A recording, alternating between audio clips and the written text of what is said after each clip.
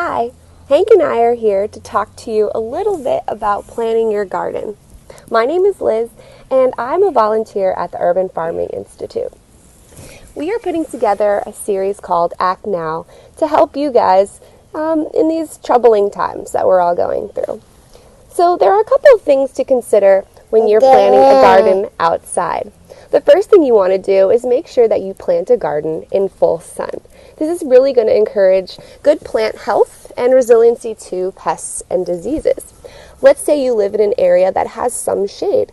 Then you want to plant a garden that has some shade-resilient crops, such as leafy salads and greens.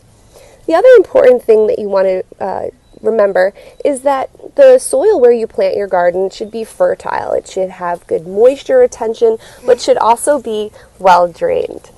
If you don't think your soil is ideal, you can always add some well-rotted compost, and this is really going to help your plants grow.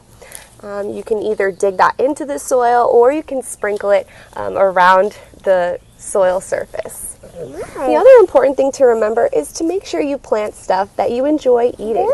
This will help you take care of your garden. You'll remember it because you're going to want to eat those things.